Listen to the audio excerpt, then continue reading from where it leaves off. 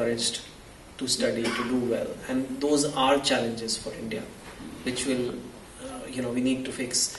As people get more modern, more educated, those are melting away. But right now they're not.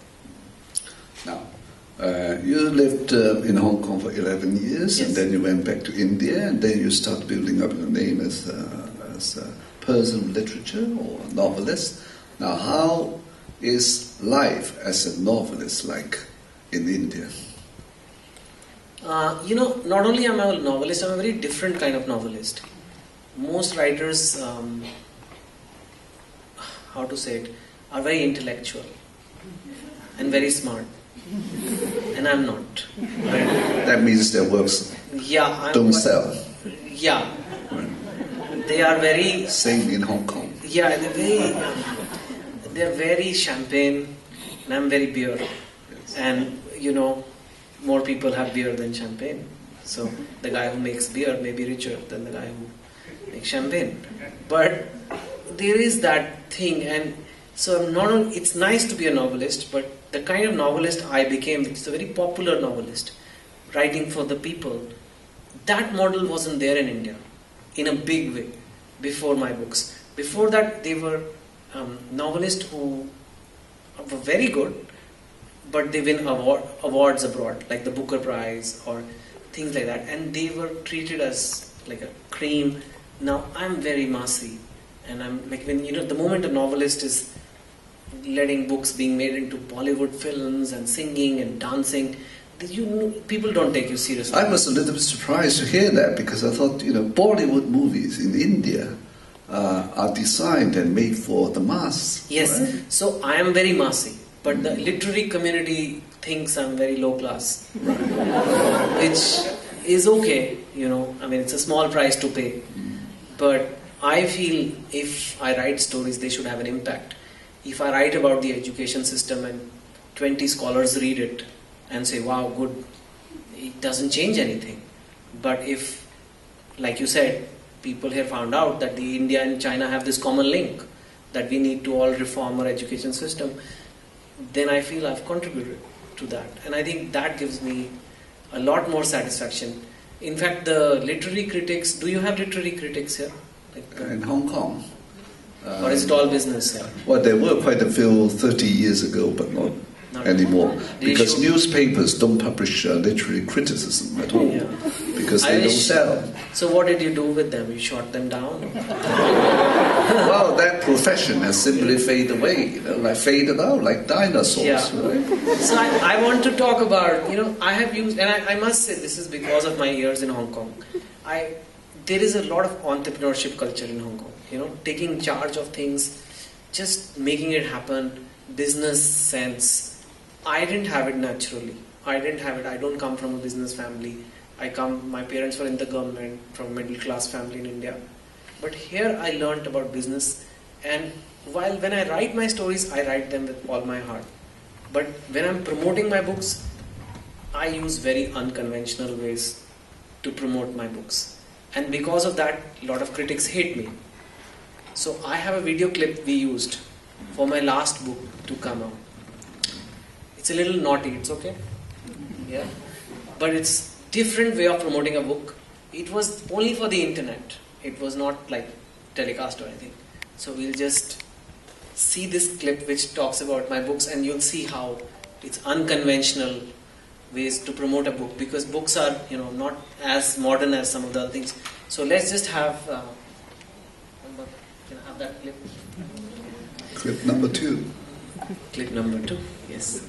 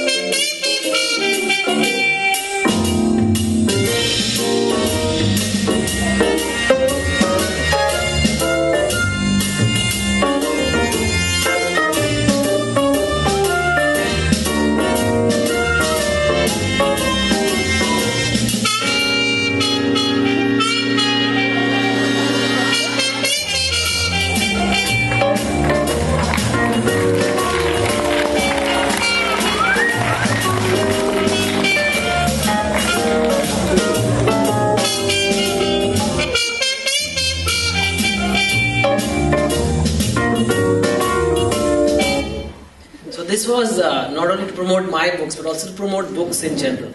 Make them more exciting, make young people talk about them. And obviously, the purists won't like this. But I thought it was really fun to do. And I wish the day comes that people read my books over sex, but it's not going to happen anytime soon. I think that was just an imagination. But as a result of that, not just this clip, but because of my unconventional approaches, what I'm going to show you now is a clip I accidentally discovered on the internet. I don't think the lady knows I found it, where she's talking about me without knowing that I can see it. So this is an old lady called Ira Pandit, and she talks about, she's from that elite set. So let's see what she has to say. Not nice things about me, I'm telling you. Let's see.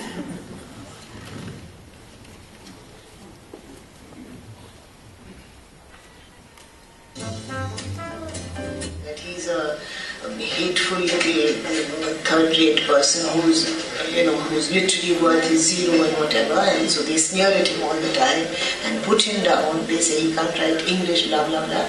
There's the other side which can't have enough of him. I mean, his books now sell in millions of copies. He's a marketing phenomenon, and so I do think we need to reconcile these two notions and arrive at what we are seeing and what we must do.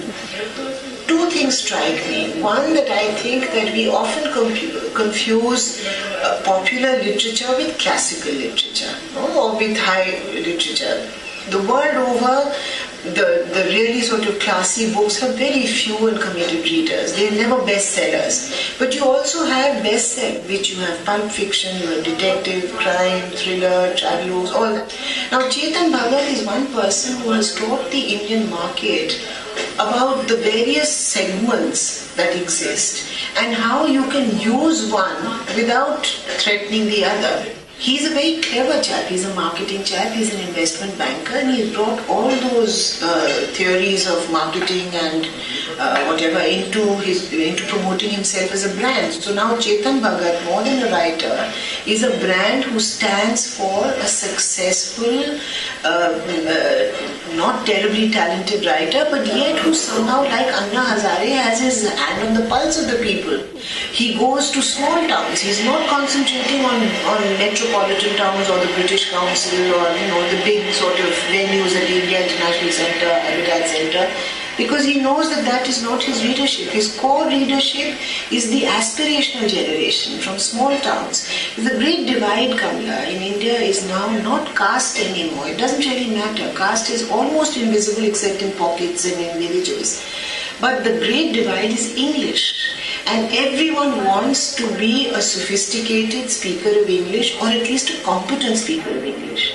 So wherever you had a situation where you can boast about, oh, I read a book in English, to a girlfriend who's, never read English, who can't even sign her name in English, you suddenly elevate yourself socially. And I think that is the phenomenon which is behind the huge popularity. And Chetan Bhagat knows it. So when he launches his books, he goes to small towns or to malls, where the kind of aspirational middle class young people go, to colleges in little towns.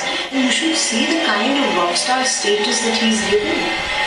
There's no point in us sneering at him and saying, but who reads Chetan Bhagat? Have you read Chetan Bhagat? I don't read Chetan Bhagat. Who cares whether you read it? Have you read him? No. But I'm one of those who think that I'm too la-di-da to read. But I must say that I admire the young man, not for his literary worth, but for his marketing savviness. I wish that our marketing people in publishing houses would sit up and analyze this and understand that you need to read the books in order to position them properly. They don't read their own books. That's a lot of views from someone who hasn't read my books, huh? She reminds me of my mother when I was 3. And definitely she looks much less appealing than the other lady in the previous film. Yeah, I like the first video more. Right. All right. So, but that kind of literary critics, right? Is it very common in India? It is, and they don't get Professional jealousy, perhaps? I don't think it's jealousy. I think it's a lack of understanding. The story connected with this audience. They have not come here because of my marketing savvy, and this is the proof. I am not marketed to you. You didn't know of me, you didn't know my face, you don't know anything. But something in the story touched you that made you walk into this room. And until that happens, you cannot do it. And that's what they miss out, that it's about making an emotional connection. But when you are elitist, you don't even know what are emotions. I think you just are so caught up and you make judgments and pass judgments, not talented, this, that, but she hasn't read the book. So, and she doesn't need to pass judgment, right? And I am confident enough now that I can play it in an auditorium. I'm amused by it enough, and but yes, this is what I'm trying to break. Why should there be books are for everyone? And like she herself says, everybody wants to learn English, everybody wants to read books. Then everybody should read books. And I think that's where I fit in. So you asked me about my life as a novelist. I've given you a slice what my life is. So, well, is she a poet or a literature professor from? She's a novelist herself and a critic and a intellectual, right? And a very intelligent person. Yes, but doesn't she know that Shakespeare was also very good at marketing his plays, in the 16th century? She probably doesn't. And he made a lot of money. This is what I call the equivalent of, they have come from an education system where they've read a lot and have been told that this is a good book and this is not a good book, and this is a classic and this is not a classic, but they don't feel it. They don't know what's going on, what works and what doesn't work. So today Shakespeare or Charles Dickens are seen as classics. Yes. But at that time Charles Dickens serialized his books in newspapers, and he would go into these audiences and he would read from his novels in a dramatic manner. It was like and Shakespeare did theatre. So he had to prolong his story because he wrote for the newspaper every day to earn more money, to make the story longer. It's almost like a TV serial. Yes. So in those times there was no TV, but that was the equivalent of a soap opera. But today it's seen as classic. Jane Austen is seen as classic. So I'm not saying I'm writing classics, but I think if you claim to be a critic and if you want my respect, then you should at least know what you're talking about. If you don't know what you're talking about, then I will mock you in sessions. I was a little bit surprised because in Hong Kong we do have literary critics, like that lady, who insists that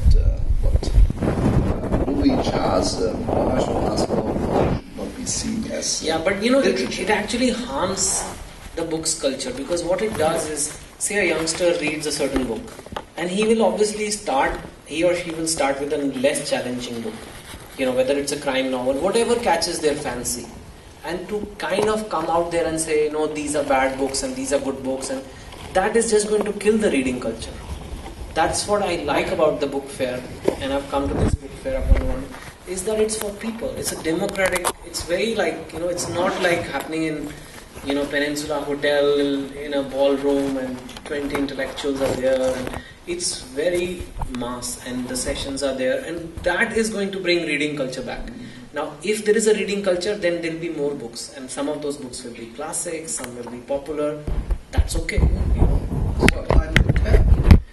Some of Beatles' lyrics now are classified as modern English literature, like poetry, being read in classes in England nowadays. 40 years ago. Well, the English language itself was a bad version of Latin. Right. True. It is, and today now we're talking of classic English literature, but it was just bad Latin. So, this is what actually is more interesting to study, but oftentimes we find not much discussion on this kind of stuff, but it's a judgments and ranking system, and which is not very helpful. So, the